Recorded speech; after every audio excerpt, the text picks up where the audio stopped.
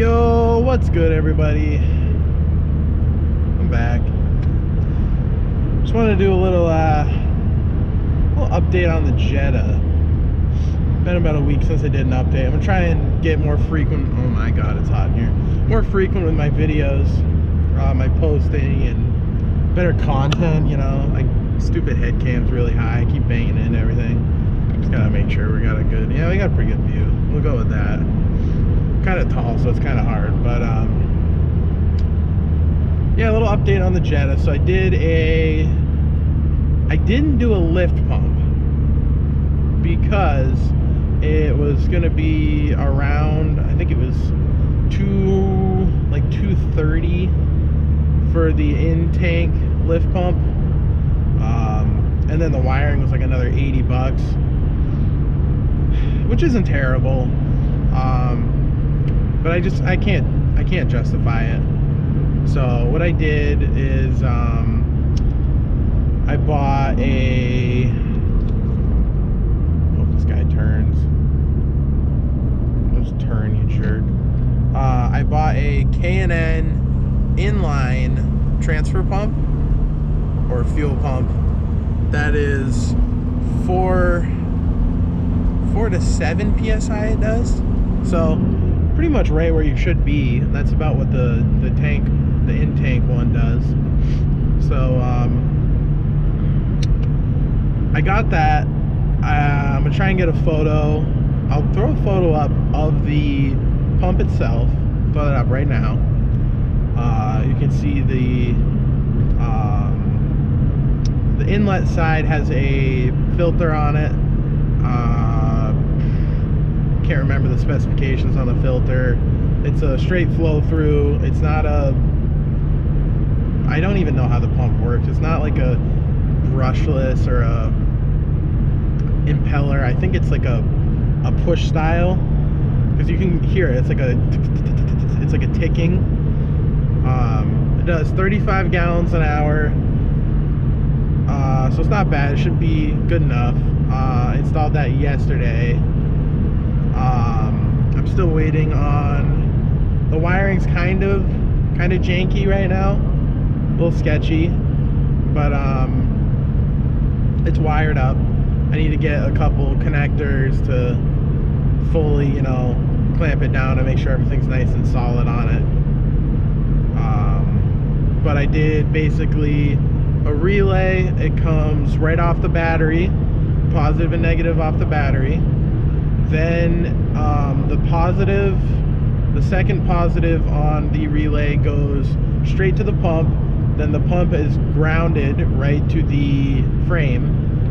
And then the other positive to open the relay is on the actual injection pump, the fuel cutout. That is where I have our signal coming from. So as soon as I turn the key to on and that solenoid comes on to let fuel in, it turns the fuel pump on. So that way, if there's ever an accident in the car, a rollover, and the car was off, it wouldn't be just dumping fuel. It wouldn't keep pumping it and you know, making it unsafe. So that's taken care of. Just waiting to get some wiring ends and an inline fuse just to make it a little better, a little safer.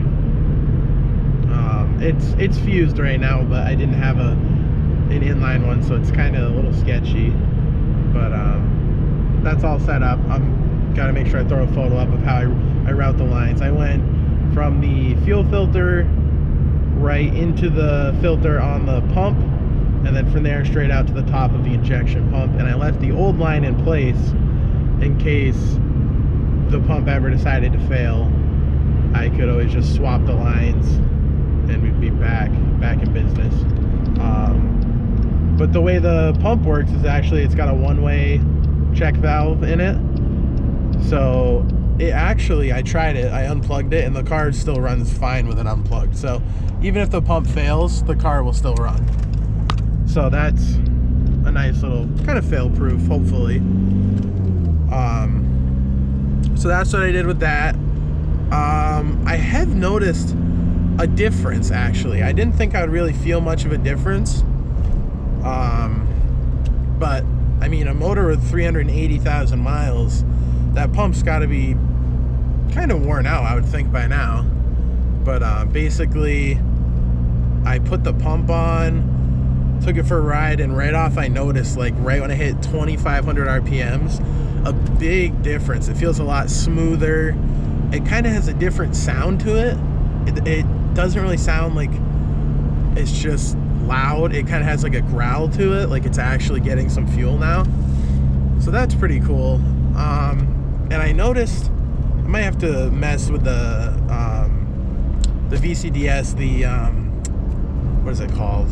The idle, how much fuel it gets at idle. I forget the measurement for that, what it is. But it does seem, even like when I first, okay, let me put it this way. Before, when it would spool up, it would be really not too laggy. Right around 2,000 RPMs is when it would spool, which is good for this turbo. It would start to spool, and it would blow a little like puff of black smoke. Now I noticed when I spool it up in second, third gear, really smoky, like a lot of smoke blowing out of this thing. So it's definitely getting more fuel. Probably gonna have to get it adjusted just so it's not wasting fuel. But a lot smokier on the takeoff and the spool up. Once it's spooled up, it pretty much goes back to, well, I mean, from what I can see, it pretty much goes back to just clear exhaust. I don't really see a whole lot of smoke under like full throttle. Maybe under full throttle you can see a little bit of haze, but not too bad. What's up, guy? So not too bad with that, and definitely feels like fourth and fifth gear on the highway feel a lot like they have a lot more punch in them, a lot more pull to it. I want to see if you can see the, okay, you can't see it, cool. Kind of want to do a little pull here, but I want to make sure my speedometer is not in view. I also got the tires from the last video I was talking about. I think it was the last video, second to last. The BBS 16s from the GTI. So I'm pretty stoked on that. I got a really good deal. They were $150 for 4 BBS aluminums with all seasons on them, probably like half tread all seasons, for 150 bucks. So really stoked on that purchase. Got them 2 nights ago.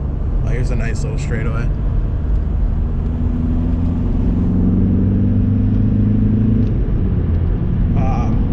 Got those. Oh, that bump was brutal. Dang it. Probably just wrecked my alignment. So I got those tires, 150 bucks. Stoked on that. Cleaned them up today. Looking pretty good. There was a couple spots of curb rash that I didn't see when I bought them at night like an idiot. But either way, I still got a good deal on them, even if I have to fill in the gaps on the rims, sand them down. Plan on painting them too. They're just a stock silver color. But I would like to plastic dip them. I'm not sure the color yet. Probably just matte black or maybe a gloss black. So pretty stoked on that. I also finally bought my ARP head studs. So that just came in the mail today. I got those today. So be on the lookout for that video soon, doing the install of the ARP head studs on the ALH motor. Pretty excited for that. That'll be a nice little video and cool to learn. I've always wanted to try that. So head studs are next. That way I can, hopefully the head gasket's not leaking. It's got, every once in a while there'll be a little bit of coolant that will come through, but pretty good for the stock head gasket. So this is just some added insurance basically to the car, throwing on some head studs. So that'll be a video coming out pretty soon. Might have to, I'm not sure how long it's gonna take, so it might be a 2-part. I don't really know. That, got the wheels, Got the pump installed. I gotta try and get a photo of the pump and the wheels. I got a photo of the wheels. I'll toss it up. They look really nice. Love the look of them. The car does look a little hovercraft, not gonna lie. Kind of looks a little, it's got a big, but you know, what are you gonna do? But I noticed the handling of the car went way up, adding those, the smaller sidewalls. I didn't think it would make that much of a difference, but it really did. I mean, this thing felt like a total boat, and now it feels like it's like snapped right to the road. And it could definitely be better if it had new suspension on it, for sure. I was looking at maybe getting coilovers, but I gotta figure out something with the motor first, because I will just break my oil pan. So that's pretty cool. I'm stoked on that. Love these wheels. Can't wait to paint them. If you guys want to see the video of me plastic dipping them, let me know. That'd be a cool little video. So yeah, that's the update on the Jetta. Pretty excited. Once I get the head studs, then I'll feel a little better about kind of ripping on it. I don't even think I've gone full throttle in this car. Maybe in that first video where I did the pull. I think that's the only time I've actually gone full throttle in this car, because it makes 27. I mean, when it's full throttle, it's pretty close to like 28, 29. So I just really don't want to blow out the head gasket, because I know if I do that, then I'm going to end up buying a rebuild kit, and I'm going to end up rebuilding the whole head, seals, cam, all that, which would be pretty cool too, but I just don't have the money to do that right now. But that's where we're at. I got some rust work I got to do on this soon, because the rust is getting pretty bad. It's a New England car, so kind of sucks, but yeah. So that'll be a video kind of soon. It's got to warm up first. It's been so cold out, but that's pretty much it. I plan on getting us detailed soon, because it's kind of dirty in here. The headliner's falling down from the back. That would be a cool video too. I gotta replace the headliner. That'd be a pretty neat video. But I think I'm gonna leave it at that. Just wanted to give a quick update, let you guys know what's going on with the Jetta. And yeah, that's pretty much it. If you enjoyed the video, got any ideas what I can do to the Jetta, what you guys want to see on the channel, let me know in the comments. Like the video, subscribe, whatever, you know, it all helps out. So appreciate it.